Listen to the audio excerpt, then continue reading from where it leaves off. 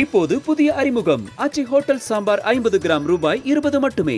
தற்போது நம்முடைய இணைப்பில் மூத்த பத்திரிகையாளர் திரு சுவாமிநாதன் இணைந்திருக்கிறார். அவரிடம் பேசலாம். சார் வணக்கம். திமுகவிடம் விடுதலை சிறுத்தைகள் எதிர்பார்ப்பது என்ன என்பது குறித்து பார்த்துக் கொண்டிருக்கிறோம். 2 முறை முதல்வர் ஸ்டாலினை சந்தித்தும் அவர் பேசியிருக்கிறார். என்ன எதிர்பார்க்கிறது விசிக, என்ன நினைக்கிறது திமுக? விடுதலை சிறுத்தைகள் கட்சியை பொறுத்தவரை குறைந்தபட்ச 10 இடங்களாவது எதிர்பார்க்கிறாங்க. கிட்டத்தட்ட தேமுதிக அண்மையில் தான் புதிதாக உள்ளே வந்தது. அந்த கட்சிக்கு கொடுக்கக்கூடிய இடங்களுக்கு இணையாக அல்லது அதை விட கூடுதல் ஒன்றாவது வாங்கிவிட வேண்டும் என்பதுதான் விடுதலை சிறுத்தைகள் கட்சியின் நோக்கமாக இருக்கும். ஏன்னா கிட்டத்தட்ட 2017 முதல் இந்த கூட்டணி ஒரு நம்பத்தகுந்த கூட்டணியாக விடுதலை சிறுத்தைகள் கட்சியினுடைய திருமாவளவன் அவர்கள் கிட்டத்தட்ட திமுகவினுடைய மிக முக்கியமான ஒரு பங்களிப்பு செய்பவராக, அந்த அணிக்கு அந்த கூட்டணிக்கு பங்களிப்பு செய்பவராக ஒரு நம்பத்தகுந்த பார்ட்னரா தொடர்ந்துட்டு இருக்கார். நீங்க முதல்ல விஜய் அவர்கள் விக்கிரவாண்டி மாநாட்டில் ஆட்சியில் பங்கு, அதிகாரத்தில் பங்கு என்றெல்லாம் அழைப்பு கொடுத்தார்ல, அந்த அழைப்பு கொடுத்ததே திருமாவளவன் அவர்கள் விடுதலை சிறுத்தைகள் கட்சியை குறிவைத்துதான் அவர் முதல்ல பேசினார். காலப்போக்கில் தான் அது காங்கிரஸுக்கான அழைப்பு அப்படின்னு அவர் மாறினார். சோ எவ்வளவு தூரம் அவருக்கு அழைப்புகள் வந்த போதும் கூட ஒரு கொள்கை பிடிப்போடு திமுகவோடு தான் எங்களுடைய உறவு தொடரும் அப்படிங்கக்கூடிய நிலைப்பாட்டில் ரொம்ப உறுதியாக இருந்தவர். அதனால விடுதலை சிறுத்தைகள் திருமாவளவன் அவர்களை பொறுத்தவரை 6 இடங்கள் என்பது மிக குறைவான இடங்கள். கடந்த முறை அவருக்கு ஒதுக்கப்பட்ட இடங்களில் மிக மிக குறைவுதான். நீங்க இடதுசாரி இயக்கங்களும் கம்மின்னு அவர்கள் சொன்னாலும் கூட இடதுசாரி இயக்கங்களை விட இன்னைக்கு தமிழகம் முழுவதும் விடுதலை சிறுத்தைகள் கட்சி கொஞ்சம் வலுவாகத்தான் இருக்காங்க. திமுக கூட்டணியில பெரிய கட்சிகள் அப்படின்னு நீங்க பார்த்தாலே திமுகவுக்கு அப்புறம் காங்கிரஸுக்கு அடுத்து விடுதலை சிறுத்தைகள் தான் வருவாங்க. நீங்க அப்ப தேமுதிகவுக்கான இடங்களை அதிகமாக கொடுத்து விட்டு ஒரு ராஜ்யசபா சீட்டு கொடுக்கப்படுகிறது தேமுதிகவுக்கு. அப்ப இந்த இடம் விசிகாவுக்கு ஒரு நெருடலாகவும் இருக்கும். நீங்க அவர்களுக்கு 6 இடம் தான் கடந்த முறை வழங்கப்பட்டிருக்கிறது. கொள்கை பிடிப்போடு இருக்காங்க. பாஜக எதிர்ப்புல தீவிரமா இருக்காங்க. சனாதனம் குறித்து உதயநிதி ஸ்டாலின் அவர்கள் பேசிய போது ஒரு சர்ச்சை வந்த போது அந்த பக்கபலமாக நின்றது விசிகா தான். சோ அப்ப இவ்வளவு தூரம் ஒரு நம்பத்தகுந்த பார்ட்னரா இருக்காங்க. இன்னொன்னு, தமிழ்நாட்டுல நீங்க மொத்தம் இருக்கக்கூடிய 234 தொகுதியில பட்டியல் சமூக மக்களுக்கான தனி தொகுதிகள் மட்டுமே 44 தொகுதிகள் இருக்கு. இப்ப நீங்க அந்த தொகுதிகள்லயும் விசிகா ரொம்ப வலுவாகத்தான் இருக்காங்க. அது போக 2 தொகுதிகள் பழங்குடி தொகுதிகள் இருக்கு. பொது தொகுதிகள்லயும் இன்னைக்கு விசிகா ஊடுருவி இருக்காங்க. சோ அவங்க பரவி இருக்காங்க. நீங்க இப்ப நாகப்பட்டினம் போன்ற தொகுதிகள்லாம் இருந்தா பொது தொகுதிகள் தான் ஜெயிச்சிருந்தாங்க. சோ அப்ப அவர்களை பொறுத்தவரை உரிய பிரதிநிதித்துவம் வேண்டும் அப்படிங்கிறது எதிர்பார்ப்பா இருக்கு. நீங்க தேமுதிகவை அழைச்சிட்டு வரீங்க, ஒரு ராஜ்யசபா சீட்டை LK சுதீஷ் வாங்கிக்கிறாரு. காங்கிரஸ் கட்சி அழுத்தம் கொடுக்குது, ஒரு ராஜ்யசபா சீட் வழங்கப்படுது. அப்ப நம்பத்தகுந்த பார்ட்னரா 2017 இருந்து தொடரக்கூடிய விடுதலை சிறுத்தைகள் கட்சி இந்த முறை கூடுதல் இடங்கள், அடுத்த தேர்தல் காலங்கள்ல ஒரு ராஜ்யசபா இடமும் வேணும் அப்படிங்கிற இடம் நோக்கி நகரலாம். பட் இந்த முறை கூடுதல் இடங்களை கொடுக்க வேண்டிய கட்டாயத்துலதான் திமுக இருக்காங்க. மற்ற கட்சிகளுக்கு தொகுதிகளை குறைத்தது போல விசிகாவுக்கு தொகுதிகளை குறைக்கவோ அதே எண்ணிக்கையில் நிறுத்தவோ நிச்சயமா சாத்தியம் இல்லை அப்படின்னு தான் பாக்குறேன். ஏன்னா விசிகா வளர்ந்திருக்கிறது. நீங்க கள்ளக்குறிச்சி கள்ளச்சாராய மரணம் நினைவுல இருக்கலாம். கிட்டத்தட்ட 60 பேருக்கு மேல உயிரிழந்தாங்க, பெரும்பாலும் பட்டியல் சமூக மக்கள்.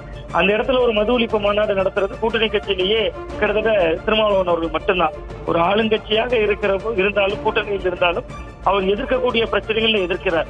நீங்க ஒரு வேங்கவேல் போன்ற சம்பவங்கள் நடக்குது, ஆணவ படுகொலையில கவின்கொலை வழக்கு நடக்குது.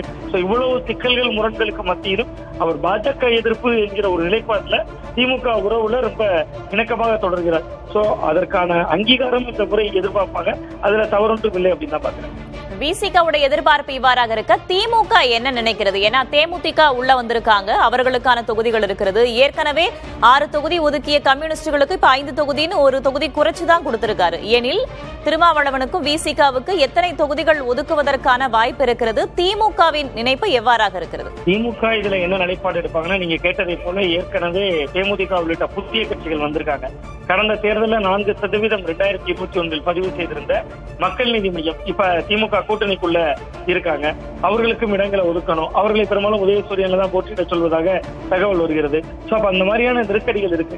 இப்ப இடதுசாரிகளுக்கு தொகுதிகளை குறைத்ததை போல மதிமுக கூட 6ல இருந்து 4 ஆக்கிட்டாங்க.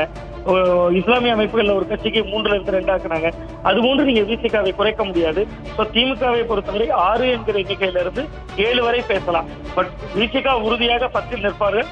திமுக கடைக்கு 8 வரையும் கொடுக்கலாம் அப்படிங்கிறதா யூகிக்கிறேன். விசிகாவிலிருந்து தொடர்ச்சியாக இது குறித்து பேசிட்டே வராங்க. இதுக்கு முன்னாடி ஒரு மேடையில பேசும்போது கூட திருமாவளவன் குறிப்பிட்டாரு, கூட்டணிக்கு விடக்கூடிய 4 வாக்குகள்ல 1 வாக்கு விடுதலை சிறுத்தைகளோடதாக இருக்க வேண்டும் அப்படின்ற மாதிரியும் அவர் பேசியிருந்தாரு. எனில் இதோடைய முடிவுதான் என்ன? யார் இறங்கி வருவா? இல்ல சார், திமுக தான் இறங்கி வரும்னு நான் பாக்குறேன். நீங்க கிட்டத்தட்ட அதுதான் குறிப்பிட்டதை போல பாஜக எதிர்ப்பு என்கிற நிலைப்பாட்டுல விசிக ரொம்ப உறுதியாக இருக்கக்கூடிய ஒரு அமைப்பு. நீங்க விடுதலை சிறுத்தைகள் கட்சிக்கு இன்னைக்கு மாற்று வழி வேண்டுமானால் இல்லாமல் இருக்கலாம்.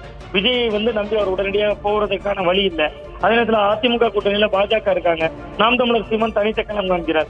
இதனாலேயே திமுக என்ன நினைக்கிறாங்கன்னா, கூட்டணி கட்சிகள் எல்லாம் வேறு வாசல் இல்லை என்பதால் தொகுதிகளை குறைக்கிறாங்க. நீங்க மதிமுகவுக்கு குறைத்து விட்டீர்கள், 6ல இருந்து 4 ஆக்கிட முடியுது, கம்யூனிஸ்டுகளுக்கு குறைக்க முடியுது.